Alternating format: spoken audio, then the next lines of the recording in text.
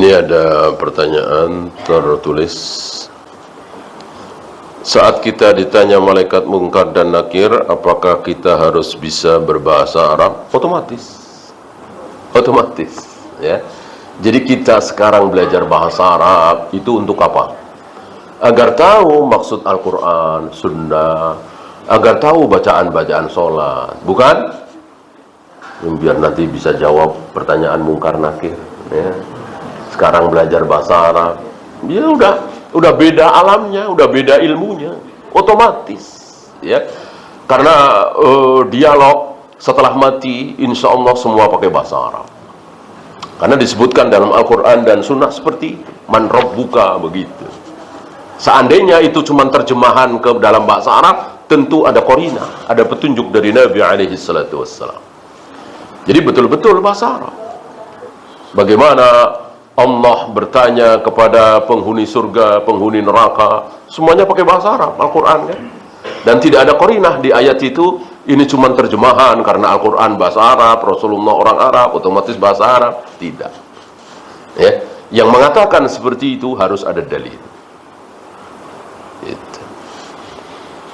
Jadi yang kita persiapkan bukan belajar bahasa Arab untuk bisa menjawab pertanyaan mungkar nakir, tapi bertauhid. Siapa yang bertauhid pasti bisa menjawab pertanyaan mungkar dan nakir. Yang tidak bertauhid nggak akan bisa, walaupun dia 29 tahun di Mekah, ya, puluhan tahun di Madinah, lancar bahasa Arab, tapi dia tidak bertauhid, syirik, dia mati, ya seperti Abu Jahal, Abu Lahab, bahasa Arabnya kayak apa? Apa bisa menjawab mungkar nakir, pertanyaan mungkar nakir? Ya nggak bisa. Jadi modalnya bukan bahasa Arab, tapi tauhid. Nah, kita belajar bahasa Arab untuk di dunia ini, bukan untuk nanti menjawab pertanyaan.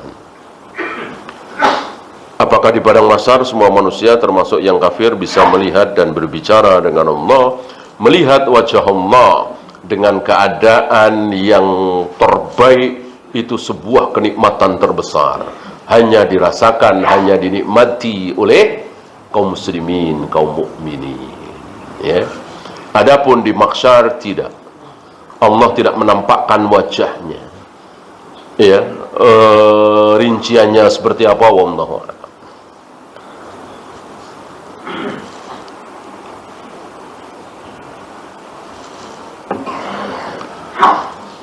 Apakah belajar tajwid dan bahasa Arab harus dengan guru yang satu manhaj? Ya.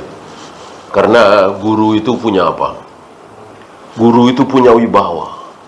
Rata-rata murid itu simpati kepada gurunya.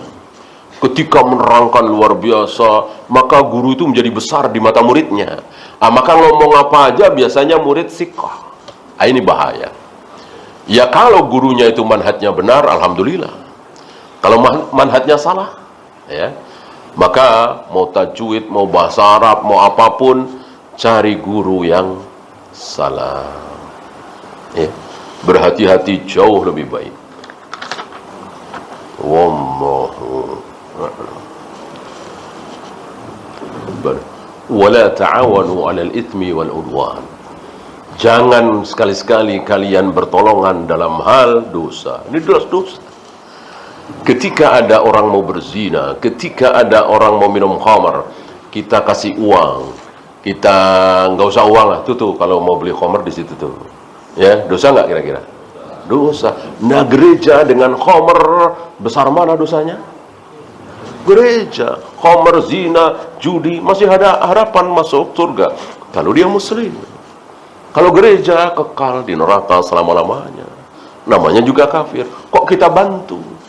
Dengan furniture tadi misalnya, dengan kita bikin, kita ngecat, bahkan kita bersih-bersih kacanya, kita sebagai OB misalnya, haram, tidak boleh. Kalau ini difahami oleh seluruh kaum muslimin, terutama di negeri kita ini, akan sulit sekali mereka hidup, sulit sekali mereka bangun gereja. Nggak usah kita ada gerakan anti pembangunan gereja, nggak usah. Mereka sendiri yang nggak sanggup bikin gereja, ya terpaksa pendeta pastor ngaduk semen sendiri gitu ya kan. Karena kaum muslimin nggak ada yang mau kalau paham sunnah. Maka luar biasa pemahaman sunnah itu. Nah, sayang mayoritas saudara kita tidak paham sunnah. Apa salahnya? Kan urusan mereka gitu. Kita cari nafkah nggak bisa. Wallahu a'lam.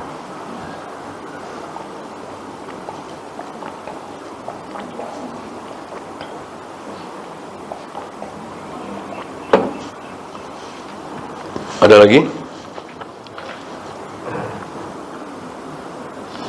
Tentang akad dalam bekerja, saya bekerja di bagian lapangan yang mana juga tugas koordinasi 24 jam. Padahal akad bekerja 8 jam. Namun kadang saya juga bolong jam kerjanya. Bagaimana pendapatan saya? Ini perlunya keterus terangan. Jangan, ini salah satu kebiasaan orang kita yang tidak baik ya. Diam, jangan diam. Kan saya sudah tanda tangan Pak, saya kerja 8 jam dari jam 7 sampai jam 5 misalnya. Kok ini jadi 10 jam, 12 jam? Ya harus ada lembur dan seterusnya harus. Tidak boleh. Jangan mau didolimi dan jangan mau mendolimi.